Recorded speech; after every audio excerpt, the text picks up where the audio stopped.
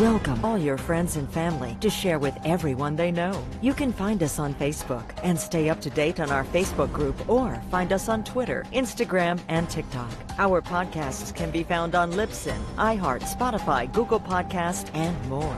Most of all, remember to go to our official website at consciousradionetwork.com for podcasts, hosts, future shows, and scheduling. We also want to welcome our international audience. Don't stop now. Enjoy the community. Subscribe today.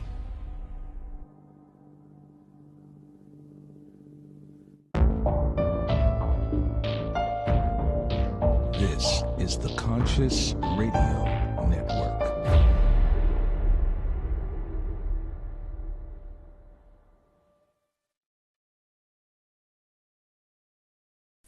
Good morning, afternoon, or evening, wherever you might be on this spaceship we call Earth. Welcome to Conscious Radio Network's weekly podcast series, The Seance. I'm your host, Reverend Dr. Paul Mekas. If this is your first time tuning in, please click subscribe, like, follow, share, comment.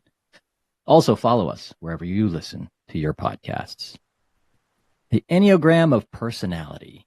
Our guest is a lifetime spiritual seeker, healer, teacher, and offers life readings for his clients. Astrology and the Enneagram of Personality are the main modalities that he shares. He's been studying astrology and spirituality for 50 years. He first learned of the Enneagram of Personality in 1999 and uses these modalities individually and in combination. His focus is to help clients to waken up to who they really are. He works to help people live beyond their conditioned stories and to live more in the moment. Let's welcome to the show for the first time, Indra Rensley. Welcome, my friend. Thank you so much, Paul, for having me. Very, very, very welcome. How did this all start for you? This life journey? I suppose the sperm and the ovum, huh? My father got back from the war. That's how it started. Yeah. Yep. There you go. Yeah. But I think you're talking about the spiritual journey. Yeah, the spiritual journey. How did this first? What was the trigger? Was it childhood? What triggered it?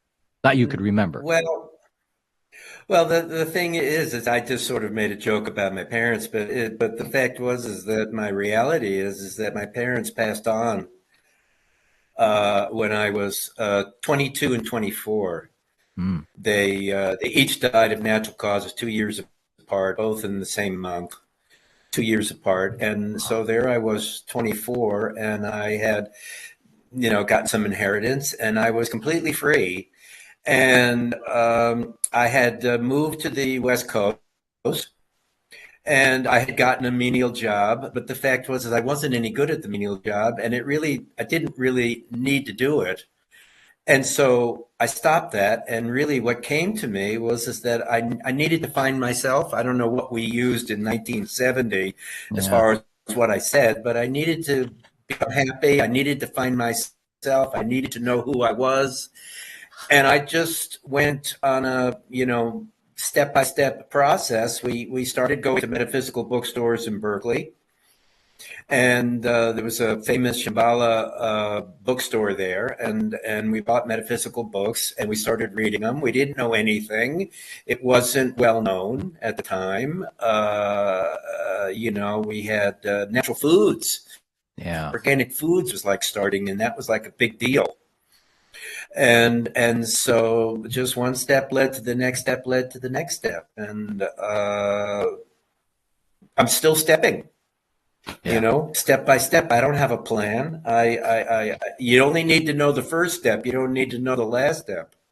Yeah, exactly. Yeah, it's the combination of, it's a multi-step system. It's just, you never, and as I was always told, you don't be concerned on what's ahead of you. Concentrate on what is happening now and embrace it, that in being in that moment, because that is what you have to learn from.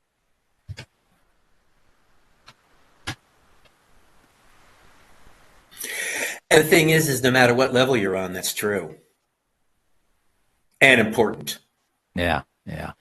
And whether you're Dalai Lama, or whether you're neophyte, don't know anything, housewife, mechanic, it doesn't matter. Not to equate those, but whatever your position is, lowly in life, if it's a lowly position, it doesn't matter. It's the same truth. It's the same necessity. And of course, the thing is that you can understand it at different levels. It means different things to you based on your experience. But the truth is that you have to not worry about the future. You have to just deal with right now, right here, right now. Mm-hmm. And in right here, right now, there is nothing to heal. There's nothing to do. There's nothing to accomplish. There's nothing to be. There's only letting go of anything that you're holding that's blocking your ability to be in this moment, right here, right now. Yeah. Yeah. Let's get into now the astrology. Mentioned something about the Vedic astrology. When did you first start getting into learning the astrology and starting to implement it, especially the Vedic? Because I meant Vedic is quite an interesting. Okay. Well. Okay, so I started with astrology in 1970 or 71. When we went to these bookstores, there were astrology books. And perhaps because I was mathematical as a child, the astrology had interest to me. So I explored it, and I explored it really deeply for, let's say, 4 years. And I kind of got to a place where I didn't really know how to take it further. Again, it was before computers, it was before internet. And by then I was living in a rural area in Oregon, and I had kind of taken it as far as I could understand. It had taken me as far as I could understand as I wanted to go at that particular point. I wanted to go further, but I didn't know how. So now let's fast forward 20 years. My kids are now getting grown. I'm living now 20 years in a spiritual community that's dedicated to an Indian teacher, and astrology starts coming up. And of course, by then it's Vedic astrology, being Indian rooted. The astrology we talked about was Vedic astrology. And so, 95 to 99, I started shifting over to Vedic. And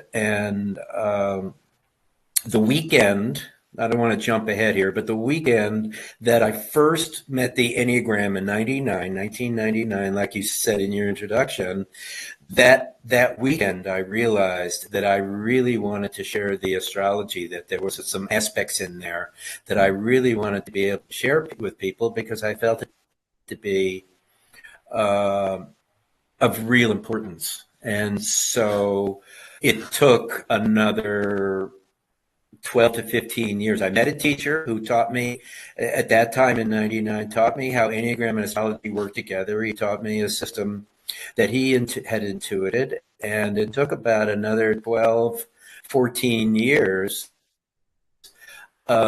deepening. I'd already been on the path for almost 30 years at this point, at the beginning in 99, but it still took another 12 or 15 years of inner work and of study, and in India there's a teaching, nete, not this, not that. You don't know what it is, but you know what it isn't. So it took a long time of going deep until the planets aligned that it was my time. And the last 10 years has been more dedicated to an intense study and reading spread over a number of years, and then finally being ready to have a way of teaching the astrology, a way of sharing the astrology that was what I wanted to do, because most of the astrology I was not particularly attracted to, because it takes our power away. It's limiting. It finds faults, and then it gives you some possible solutions. Yeah. It files problems and possible solutions. Interesting, the lights just went out. I don't know why. That is weird. I wonder if they're on a timer. It's probably it's probably a motion. So I don't know what you want me to do. I tell you what, that's a very cool picture. Okay, there we go. Thank you for that. There's a teaching right there. Right? And and so I started, and so that my thing I wanted to share is that I had to express it my own way, and I mostly was saying, well, I don't really agree with that, I don't really agree with that, and it took a long time for it to become clear what was my own way, and I did a post on a Facebook group. I think it was it was Enneagram, not astrology. It doesn't really matter. And somebody said, well, where did you get that idea? And I said, well, I've been using that idea a long time, and where I got it from is the same place I get any of the ideas, Yeah. any of the information, wherever it comes from, that source, that's the one that gave me this information. And most people don't do well with that because they want it to be, they want it to be, they want it to be sourced. They want it to be, if somebody says it's true, then it has a truth. And I Yeah. kind of don't believe that. Yeah. That's not how I live my life. Yeah. It's having some sort of something to back it up, some doctor or, some sort of like an establishment or something like that. It's, yeah. Right. Authority. Yeah. Yep. Yes, that's right. Yeah. Let me, for those who are going to be just listening, they can find you at www.indrarinsler.com. Yeah. Oh, we'll go back to that a little bit, but let me bring up your website here because that way we can discuss Okay. the three maps, three maps to conscious living. And right there, you got the astrology, the Enneagram, and the Wheel of Totality. Which one do you want to start with first? I want to start with, Paul, the one that you want to start with. There we go. Let's start. Let's start with the Enneagram. Okay, good. And in fact, that's the one in the life reading, when I do all three, that's in fact the one I start with. Awesome. Cool. So how does without giving away any secrets and stuff like that, how does this compare, or how does this differ from what we are used to as far as our astrological chart and our zodiacs? You're talking about the Enneagram or the The Enneagram, yeah. Okay, so how does it differ from astrology? Mm-hmm. Yeah. So the Enneagram of personality, the Enneagram comes from Greek. It isn't a Greek teaching, but the word comes from Greek, and it means nine-sided figure. And the diagram that you see there is three geometric shapes that are combined. There's a circle for unity. There's a triangle there at the 3-6-9 point. That's called the Law of Three. This is Gurdjieff's teaching. And then there's a thing called a hexag, which I like to say it's like a fancy Staples paperclip, and it's got 6 points there. The point 5, 7, 8, 1, 2, and 4, and it's representative of the law of seven, which is that everything is impermanent. Yeah. And so the teaching is that there are 9 personality types, and that we have one of them at our core. And why it's important is because when we understand what our core personality is, we can understand our triggers, and then we can just get to the moment. I like to say it's an incredible psychological tool to help us to know ourselves better, and also to have more compassion for other people and have more compassion for ourselves. But psychology doesn't really have an end game other than observing behavior.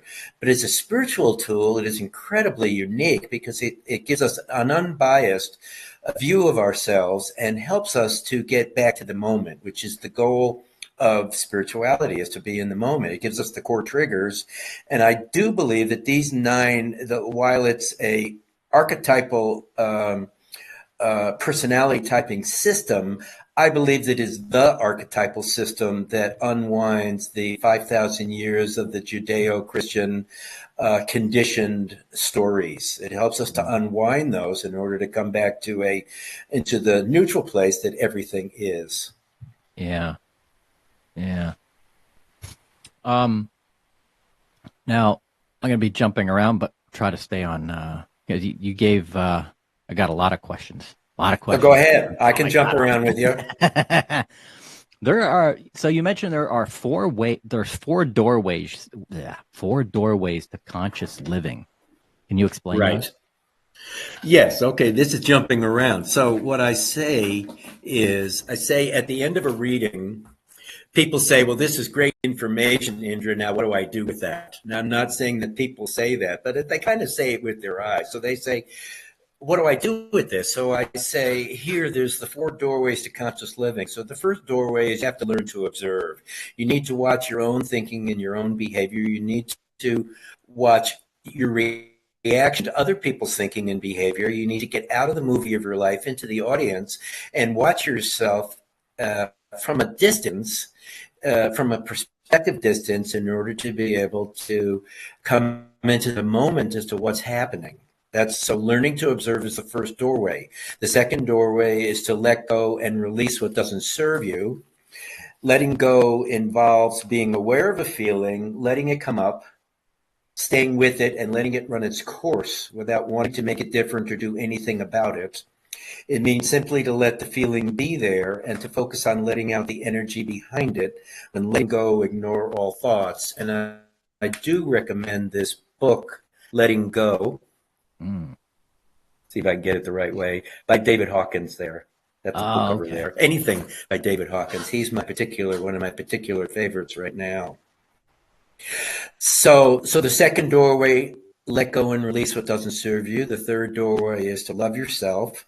The fourth doorway is to live in the moment. So if you live in the moment, you are loving yourself. They are interchangeable. Those words mean the same things. It's the same. They're talking about the same thing. So how do you love yourself? Well, you let go and release what doesn't serve you.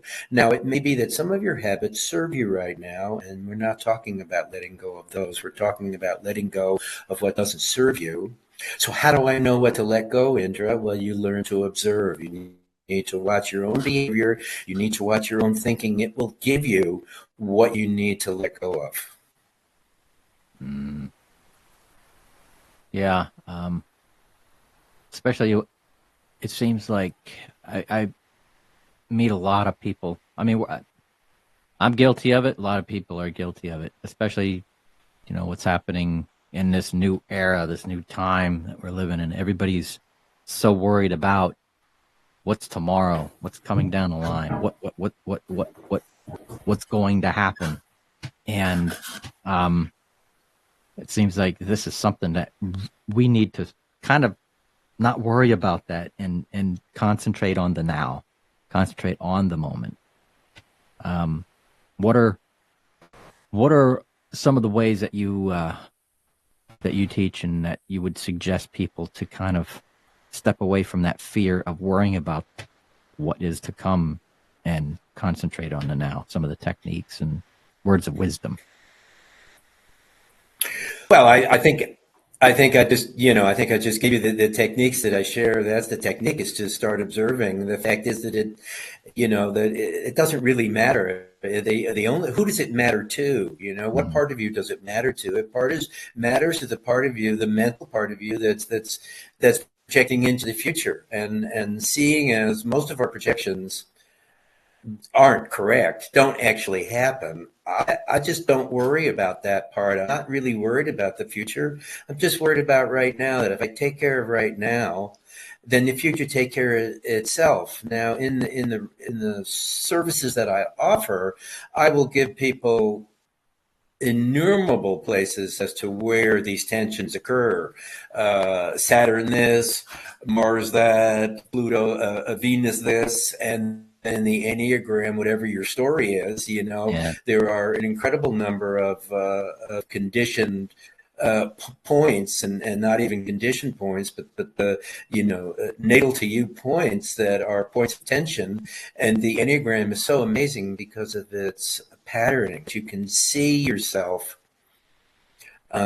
in, when you read about it, you say, well, no, that's not me. And then you start reading about it, a particular one of those 9 points, and you come to find out that it's exactly who you are, and somehow they've described you to a T without knowing you. And so these patternings and these we're all doing the same things. The mental types are all afraid of the future and pull back from the future. The angry types get angry at everything, and the image types think that they caused it, and they look to other people in order to find solutions. And so the patterning is so immense that you can't help but recognize it. And then the solution is to start identifying with it and then letting it go. Yeah, yeah, yeah. Now this is really cool. You've been a world traveler, and spent 20 years, 20 years, 20 years traveling. And what was the spiritual journey and your experience when you were in India? The spiritual experience, the experience in India is one of remembrance, is that it wasn't like it was a new experience. The experience was of something that I had experienced before. It seemed very natural, even though it's very crazy. India doesn't make any sense from here, being the U.S. Yeah. It makes no sense when you're in India or the rest of the West. And so the experience is that the total chaos gets you out of your predictable patterns, and you have to confront the fact that you don't know what the heck is going on. And the fact is that that's okay. And in fact, it's like kind of nice because everything is so spontaneous, and people, you think they're going to go left and they go right, and you think they're going to go right and they don't move. And in India it confronts every sense you have, and just gets you to hopefully that you can see yourself more real and let go of anything that you're holding on to, which is blocking your spiritual growth. It's blocking your happiness. Yeah. Now, for those who want to reach out to you for your services, they can find you on your website, www.indrarinzler.com, INDRARINZLER.com. What can Absolutely. what can people find on your website? What kind of services you offer? Remote, in person? What do they look forward to? Remote, in person. I do this life reading of the three modalities that you put up, but we didn't talk about yet: the Enneagram, this astrology, and the Wheel of Totality, which is about. I can describe it more later if you want to get back to it, but it's about deficiencies. It's about your blind spots. It's a very unusual reading that was given to me by Spirit. And the idea here is it's the empty houses in astrology that no one talks about. Yeah. I do location astrology, so that the power of place, astrocartography, if you know the word.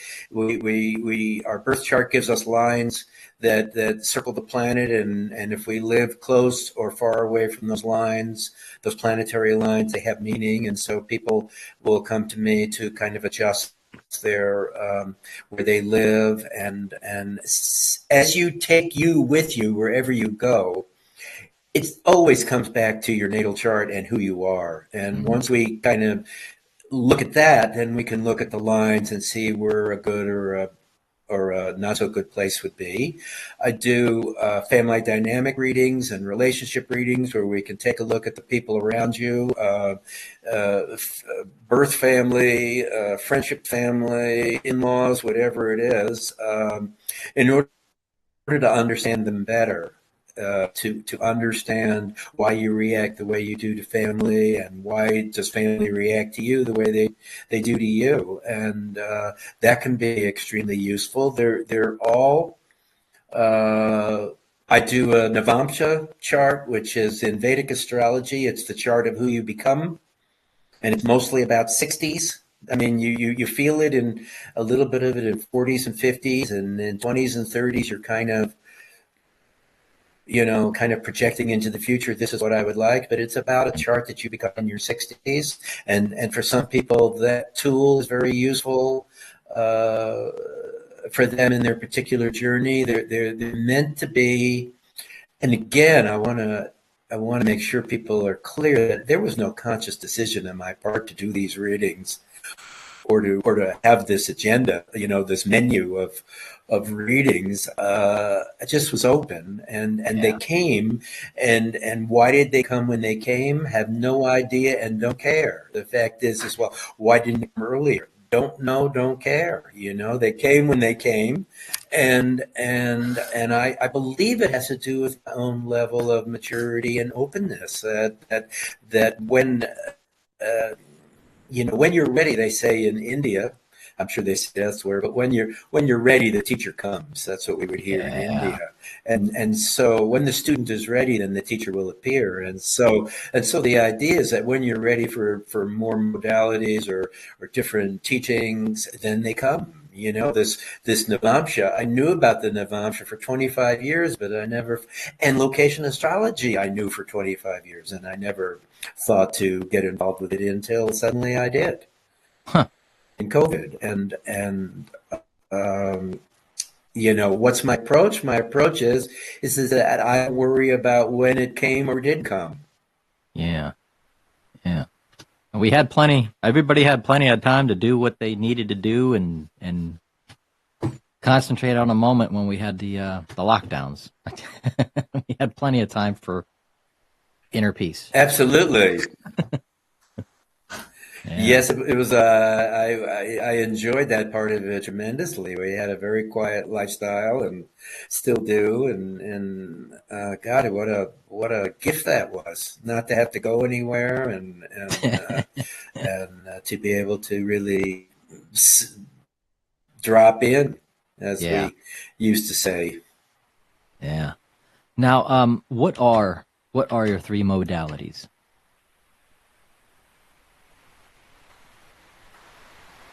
Well, the three modalities is the Enneagram. That's to help you to know your core triggers.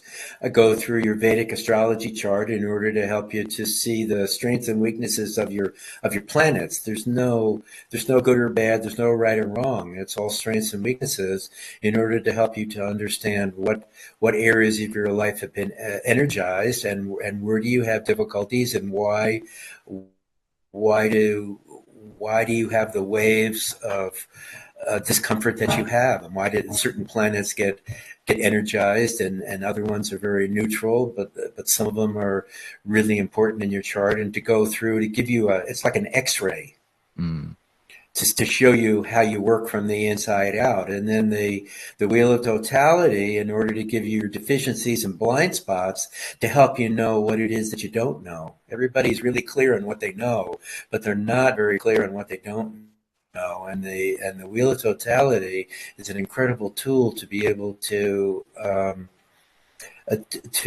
enlighten that for you. And I will say that we don't start working on those until about 50. And why is that? Because in 20s and 30s, we're mostly building up our ego. Oh, yeah. We're mostly building up our identity and building up our ego. And it's not till our 40s, I like to say, if you're 20 years old and they say, open your heart, you're going to say, my heart is open. But if you're 50-year-olds and I say you need to open your heart, you're going to say, you're the third person that told me that this week. Tell me more. And that's the difference. And so at 48 to 50, you're more interested in learning about your deficiencies. Before that, you're not very interested in it. Yeah. I'm in that. I'm pretty close to that time frame. I'm already getting the ARP mail. So be in my 50s in a couple years. So it's something to look forward to. Okay, so then it's the time. Yeah, I'm sure you're already experiencing it. That the things that you weren't good at and the things that you needed to. The things you learned in your relationships and the things you learned in your business life, and the things that that irritated you in your family, your nuclear family, and all that. We're more able to look at that because we have enough going on that we don't feel the intensity, the pressure of I'm not good. Look how bad I am. We can sit in that a little bit better, and as we get to your age, that. And I like to say in India, us old guys, we sit around and we say, I know less today than I did yesterday. We're really happy about it because the knowing less means that we're less we're less plugged into our own opinions and thinking that we know something. And so we sit there and I don't know anything, and are really happy about it because there's no need to know anything. There's no need to Hmm. be seen in other people's eyes. It Yeah. doesn't really work anymore. And also caring less about the things that really don't matter. As you do get older, you're like you look at certain things, or you're like, I don't care. It's like, why worry about that, or why worry about this? You start to go, I'm not going to waste my energy on something that really doesn't serve no purpose or any higher good. That's exactly what I'm saying, Paul. You've put it in a nutshell. That in 20s and 30s, those things, those ego things are important to you, but you've been through enough of those, snowstorms that they aren't that important. You find out that they're not actually that important. What you thought was important 20 years ago, you can't even remember now, and it's not that important. And so you begin. It's not that you die and there's nothing to do. You find, in fact, that you have more to do because you don't have to do anything, but you have more that you want to do because there's nothing that's holding you back. And if you want to study something, you study it, and because you don't care whether you're good at it or whether people know or don't know or that it's you just read it and or study it or think about it or get given it in your meditations, and it is what it is with nothing extra. Yeah, yeah. Um, we touched on so many different points and stuff, and so many different secrets, and so many different hints of wisdom on, on our any day life. What is your secret to life?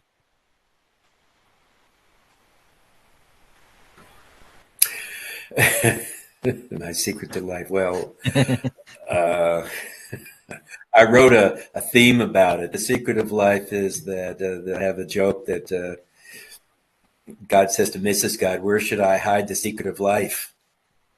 And Mrs. God says, being so wise, says, "Put it in their heart; they'll never find it there." So the secret of life is to open your heart. Yeah, yeah, yeah. Open to Spreading the love, love, open your open the heart. heart, open to compassion, open to wisdom. Yeah, that's the secret of life, Mm. Yeah, I believe. I believe that too. And being in service, opening your heart, you're now more in service to all, to be in service, to help others. Absolutely. Absolutely. Now, you also have let me make sure I can bring that up there. You also have a Facebook page. They can also find you on Facebook at Indra.Renzler, Indra dot R. I said, the letters are so small I can barely read them. But it's scrolling. But we'll have all your contact information. Rinzler. Yep. So they can find you on Okay. Facebook and go to your website. So Thank you. you're very, very, very welcome. Now, what is, as a takeaway for the show, what would you like to share with our audience as a takeaway? Wow. Well, you have to observe. That's one takeaway. I've already done that. You need to open your heart. Mm-hmm. I think the thing is to stop listening to the mind. I don't make any decisions with my head anymore. I make them all with my gut, my intuition. I just either feel it or I don't. And I don't, and people, the doubters out there may say, and rightly so, well, aren't you going to get into trouble? So I've been telling this story a lot lately. I may as well put it in here. I always wanted to go to China. When I finally got to China, I walked across the border and took a bus 9 hours into China. And we got into a major city, and a few of us Westerners talked a little bit, and then we broke up into, there were two different guest houses we wanted to go to. So I was in one group with an American couple, and she was Chinese American, and she's talking to the cab driver in Chinese. And here I am now into China. I was going to be there a month. And it finally occurs to me that I don't speak Chinese, that I'm in China and I don't speak Chinese. And she settled us into a hotel because the hotel we were going to go to was not was booked, was full. So she got us into another one, and the next morning there was a concierge that spoke English, and I was doing business there, so I went to do my business, and I had a problem with a vendor I was going to buy something from, and an Italian showed up, and he spoke Chinese, and he set up the appointment and the price of the thing I was going to buy. Yeah. And I never needed it Chinese again. I probably had been there 3 or 4 times more, maybe 3 times more. I never needed Chinese. It was never an issue. But my point is that it didn't ever occur to me until I was in China. And so the thing is that I made the decision with the gut. I didn't make it with the head, because the head would say, "Guy, you don't speak Chinese. Why are you going there?" But the fact is I never needed it. Yeah. People say, because I've been to 56 countries, and people say, well, I said, people said, well, how do you get around? And how's it work? I said, well, everywhere they speak English and dollars, everywhere. Have never had a problem, except for that one moment that occurred to me. I'm in China and I don't speak Chinese. And the next day it was totally blown apart, and I was protected and guided. And I'd much rather work that way than going to the head. So the parting gift is to let go of the stories in your mind. Don't believe them. Don't trust them. Trust the gut. Absolutely. Definitely trust the gut. Work with the heart.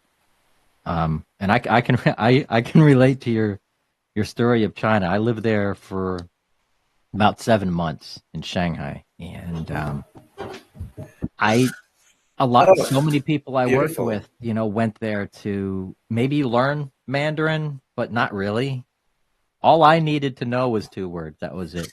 Ni hao and xie xie. That was it. And that's all I needed.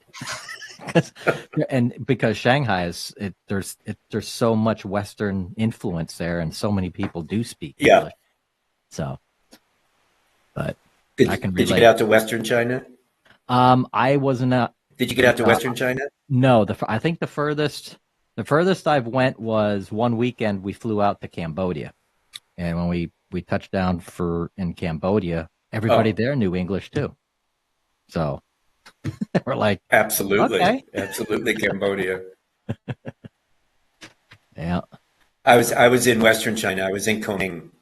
Oh, okay. Kunming province, Kunming city, and it's a whole different kind of China. It's beautiful. I went to Shanghai one time, but I mostly went to Western China in the mountains. It's where the Chinese go to vacation. Wow. Yeah, that's a big continent, or a big country. Wow, there's so much. I'd like to make an offer. I'd like to make an offer to your audience. Yeah, absolutely. I'd like to give 2 offers to your audience. If they would like to contact me, I will give you your Vedic astrology chart if you're interested, for free. I need you to email me a date, time, and place of birth. And if you want, the second offer is I'll give you an Enneagram test. It's about a 5-minute test, 10 minutes at most. It's paragraphs. You kind of decide among paragraphs, 2 sets of paragraphs. Of 3 paragraphs each, and that's also free. Just email me, indrarinsler@gmail.com, all one word, and I will send you either your Vedic astrology chart with a little bit of comment, but it's not a reading, it's just the chart if you want to know about that. And you want to start to learn about Enneagram, I'll send you this test that you can take, and you can go from there. All right. Awesome. All right. Yeah, we'll also put that in with the show notes and stuff. That way, when we go to broadcast, it'd be good to jump on that. Definitely. Awesome. I do appreciate it. And yeah, Awesome. You're very welcome. Andler, namaste, my friend. Thank you very much for your time. Okay, And, blessings to you. Blessings, and you're welcome back Okay, anytime. thank you so much for having me. You're welcome. You're welcome. Very welcome. Okay, just invite me back. I'm happy to come anytime. Will do. Will do. Thank you, everybody, for watching Okay. Conscious Radio Network. And until then, we will see you next week.